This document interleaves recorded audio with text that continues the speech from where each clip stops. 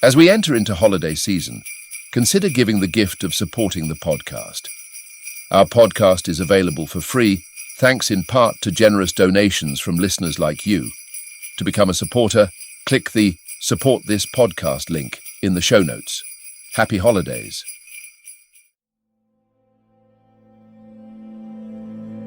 Hello and welcome to the Sherlock Holmes Bedtime Stories podcast. Each episode is a section from a classic Sherlock Holmes story with relaxing music to help you fall asleep. If you love the podcast and never miss an episode, please follow us on Spotify and Apple Podcasts and leave a 5-star rating. If our podcast has become a part of your bedtime routine, please consider supporting the show by clicking the link in the show notes. Our show is completely free, in part thanks to support from listeners like you. There are options to give one time or on a monthly basis. So, sleep easier by clicking the Support This Podcast link in the show notes and become a supporter today. And as always, if you're enjoying the pod, please spread the word. Sharing with friends and family really does help. Thank you for joining us this evening.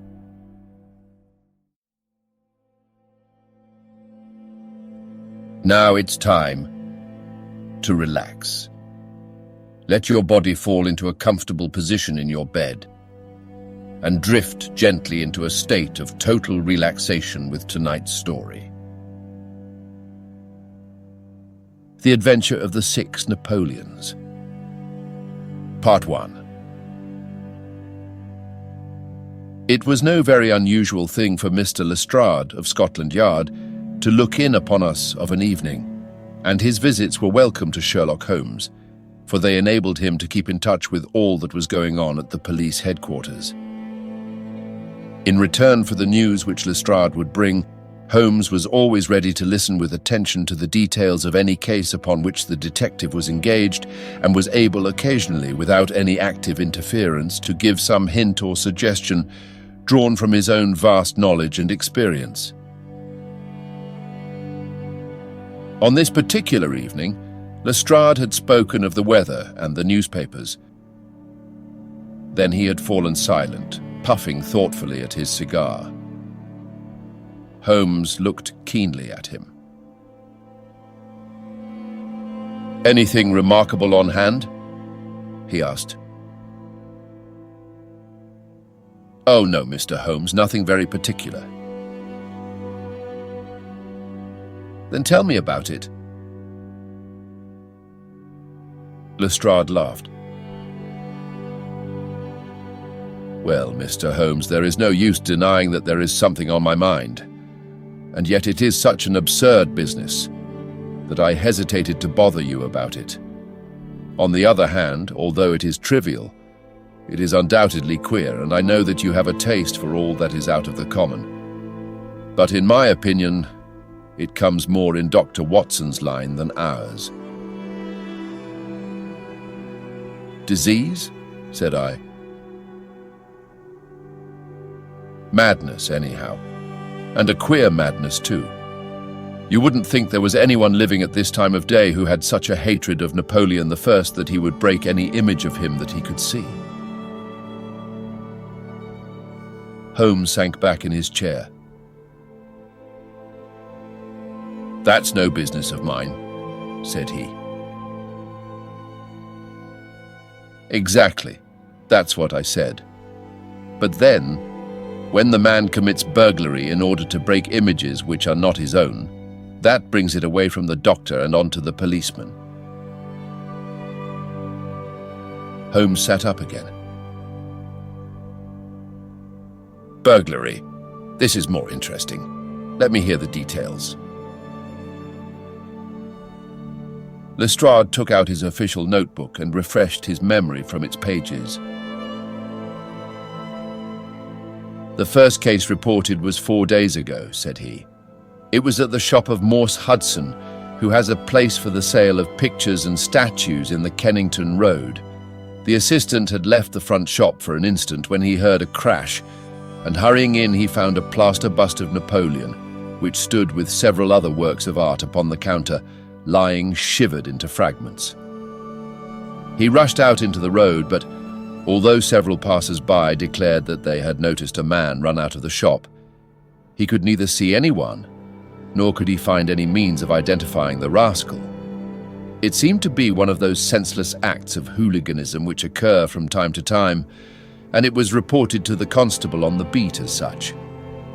The plaster cast was not worth more than a few shillings, and the whole affair appeared to be too childish for any particular investigation. The second case, however, was more serious and also more singular.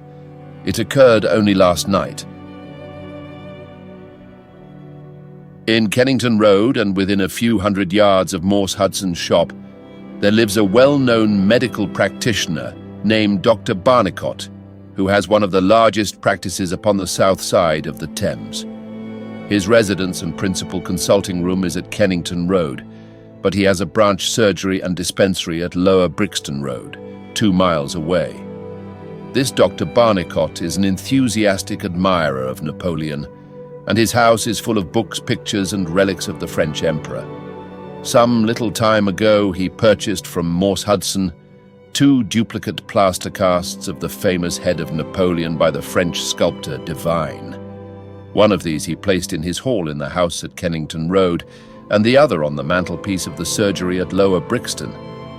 Well, when Dr. Barnicot came down this morning, he was astonished to find that his house had been burgled during the night, but that nothing had been taken save the plaster head from the hall. It had been carried out and had been dashed savagely against the garden wall, under which its splintered fragments were discovered. Holmes rubbed his hands. "This is certainly very novel," said he. "I thought it would please you. But I have not got to the end yet. Dr. Barnicot was due at his surgery at 12 o'clock, and you can imagine his amazement when, on arriving there, he found that the window had been opened in the night and that the broken pieces of his second bust were strewn all over the room. It had been smashed to atoms where it stood. In neither case were there any signs which could give us a clue as to the criminal or lunatic who had done the mischief. Now, Mr. Holmes, you have got the facts." "They are singular, not to say grotesque," said Holmes. "May I ask whether the 2 busts smashed in Dr. Barnicot's rooms were the exact duplicates of the one which was destroyed in Morse Hudson's shop?" "They were taken from the same mould." "Such a fact must tell against the theory that the man who breaks them is influenced by any general hatred of Napoleon. Considering how many hundreds of statues of the great emperor must exist in London, it is too much to suppose such a coincidence as that a promiscuous iconoclast should chance to begin upon 3 specimens of the same bust." "Well, I thought as you do," said Lestrade. "On the other hand, this Morse Hudson is the purveyor of busts in that part of London, and these 3 were the only ones which had been in his shop for years. So, although, as you say, there are many hundreds of statues in London, it is very probable that these 3 were the only ones in that district. Therefore, a local fanatic would begin with them. What do you think, Dr. Watson?" "There are no limits to the possibilities of monomania," I answered. "There is the condition which the modern French psychologists have called the idée fixe, which may be trifling in character and accompanied by complete sanity in every other way. A man who had read deeply about Napoleon, or who had possibly received some hereditary family injury through the Great War, might conceivably form such an idée fixe and under its influence be capable of any fantastic outrage." "That won't do, my dear Watson," said Holmes, shaking his head, "for no amount of idée fixe would enable your interesting monomaniac to find out where these busts were situated." "Well, how do you explain it?" "I don't attempt to do so. I would only observe that there is a certain method in the gentleman's eccentric proceedings. For example, in Dr. Barnicot's hall, where a sound might arouse the family, the bust was taken outside before being broken, whereas in the surgery, where there was less danger of an alarm, it was smashed where it stood. The affair seems absurdly trifling. And yet I dare call nothing trivial when I reflect that some of my most classic cases have had the least promising commencement. You will remember, Watson, how the dreadful business of the Abernethy family was first brought to my notice by the depth which the parsley had sunk into the butter upon a hot day. I can't afford, therefore, to smile at your 3 broken busts, Lestrade, and I shall be very much obliged to you if you will let me hear of any fresh development of so singular a chain of events. The development for which my friend had asked came in a quicker and an infinitely more tragic form than he could have imagined. I was still dressing in my bedroom next morning when there was a tap at the door and Holmes entered, a telegram in his hand. He read it aloud. "Come instantly, 131 Pitt Street, Kensington, Lestrade." "What is it then?" I asked. "Don't know, maybe anything, but I suspect it is the sequel of the story of the statues. In that case, our friend the image breaker has begun operations in another quarter of London. There's coffee on the table, Watson, and I have a cab at the door." In half an hour we had reached Pitt Street, a quiet little backwater just beside one of the briskest currents of London life. Number 131 was one of a row, all flat-chested, respectable, and most unromantic dwellings. As we drove up, we found the railings in front of the house lined by a curious crowd. Holmes whistled.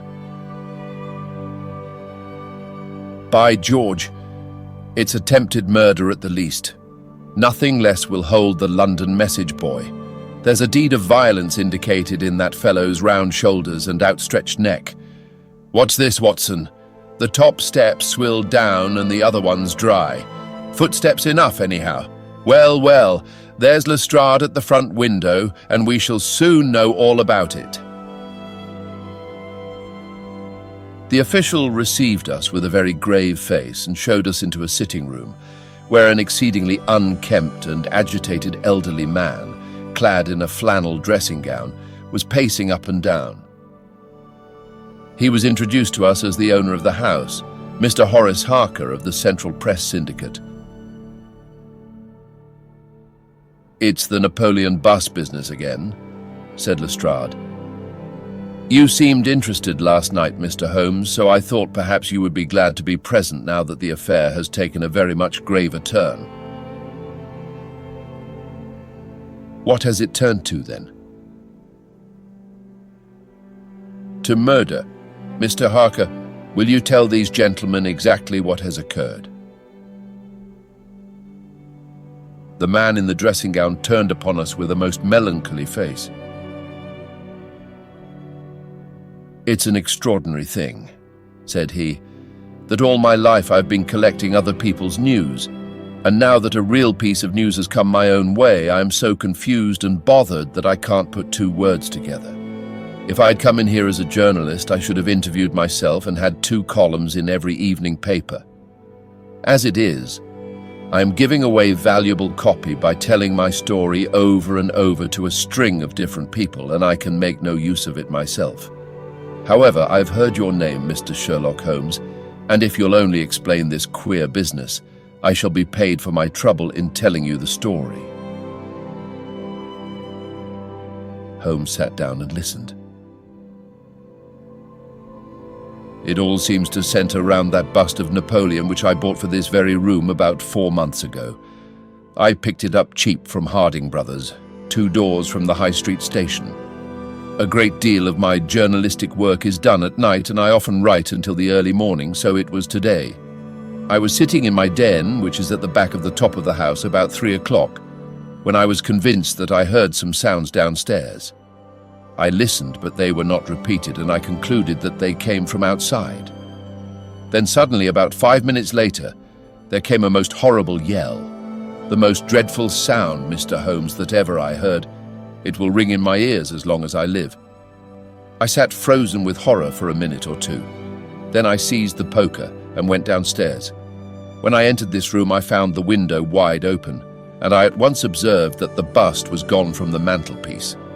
Why any burglar should take such a thing passes my understanding, for it was only a plaster cast and of no real value whatever. You can see for yourself that anyone going out through that open window could reach the front doorstep by taking a long stride. This was clearly what the burglar had done, so I went round and opened the door. Stepping out into the dark, I nearly fell over a dead man who was lying there. I ran back for a light, and there was the poor fellow, a great gash in his throat and the whole place swimming in blood. He lay on his back, his knees drawn up and his mouth horribly open. I shall see him in my dreams. I had just time to blow on my police whistle, and then I must have fainted, for I knew nothing more until I found the policeman standing over me in the hall. "Well, who was the murdered man?" asked Holmes. "There's nothing to show who he was," said Lestrade. "You shall see the body at the mortuary, but we have made nothing of it up to now. He is a tall man, sunburned, very powerful, not more than 30. He is poorly dressed and yet does not appear to be a labourer. A horn-handled clasp knife was lying in a pool of blood beside him. Whether it was the weapon which did the deed or whether it belonged to the dead man, I do not know. There was no name on his clothing and nothing in his pockets save an apple, some string, a shilling map of London, and a photograph. Here it is." It was evidently taken by a snapshot from a small camera. It represented an alert, sharp-featured simian man with thick eyebrows and a very peculiar projection of the lower part of the face, like the muzzle of a baboon. "And what became of the bust?" asked Holmes, after a careful study of this picture. "We had news of it just before you came. It has been found in the front garden of an empty house in Campden House Road. It was broken into fragments. I am going round now to see it. Will you come?" "Certainly, I must just take one look round." He examined the carpet and the window.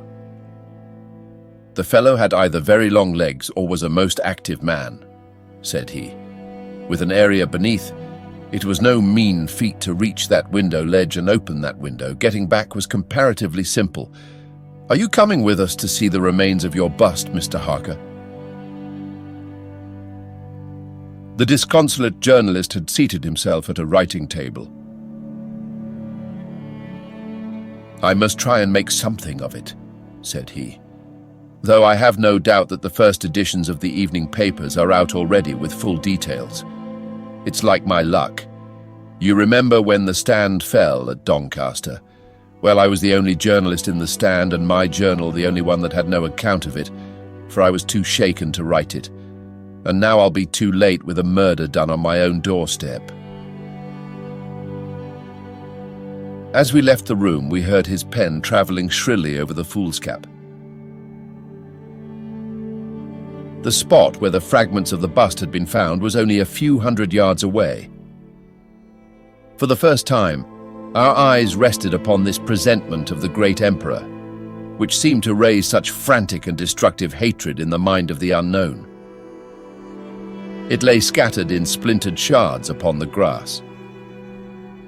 Holmes picked up several of them and examined them carefully. I was convinced from his intent face and his purposeful manner that at last he was upon a clue. "Well?" asked Lestrade. Holmes shrugged his shoulders. "We have a long way to go yet," said he, and yet, well, we have some suggestive facts to act upon. The possession of this trifling bust was worth more in the eyes of this strange criminal than a human life. That is one point. Then there is the singular fact that he did not break it in the house, or immediately outside the house, if to break it was his sole object. He was rattled and bustled by meeting this other fellow. He hardly knew what he was doing. Well, that's likely enough, but I wish to call your attention very particularly to the position of this house in the garden of which the bust was destroyed. Lestrade looked about him. It was an empty house, and so he knew that he would not be disturbed in the garden. Yes, but there is another empty house farther up the street which he must have passed before he came to this one. Why did he not break it there, since it is evident that every yard that he carried it increased the risk of someone meeting him? I give it up, said Lestrade. Holmes pointed to the street lamp above our heads. He could see what he was doing here, and he could not there. That was his reason. By Jove, that's true, said the detective. Now that I come to think of it, Dr. Barnicot's bust was broken not far from his red lamp. Well, Mr. Holmes, what are we to do with that fact? To remember it, to docket it. We may come on something later which will bear upon it. What steps do you propose to take now, Lestrade? The most practical way of getting at it, in my opinion, is to identify the dead man. There should be no difficulty about that. When we have found who he is and who his associates are, we should have a good start in learning what he was doing in Pitt Street last night and who it was who met him and killed him on the doorstep of Mr. Horace Harker. Don't you think so? No doubt, and yet it is not quite the way in which I should approach the case. What would you do then? Oh, you must not let me influence you in any way. I suggest that you go on your line and I on mine. We can compare notes afterwards and each will supplement the other. Very good, said Lestrade. If you're going back to Pitt Street, you might see Mr. Horace Harker. Tell him for me that I have quite made up my mind, and that it is certain that a dangerous homicidal lunatic with Napoleonic delusions was in his house last night. It will be useful for his article. Lestrade stared. You don't seriously believe that? Holmes smiled. Don't I? Well, perhaps I don't. But I am sure that it will interest Mr. Horace Harker and the subscribers of the Central Press Syndicate. Now, Watson, I think that we shall find that we have a long and rather complex day's work before us. I should be glad, Lestrade, if you could make it convenient to meet us at Baker Street at 6 o'clock this evening. Until then, I should like to keep this photograph, found in the dead man's pocket. It is possible that I may have to ask your company and assistance upon a small expedition which will be undertaken tonight, if my chain of reasoning should prove to be correct. Until then, goodbye and good luck.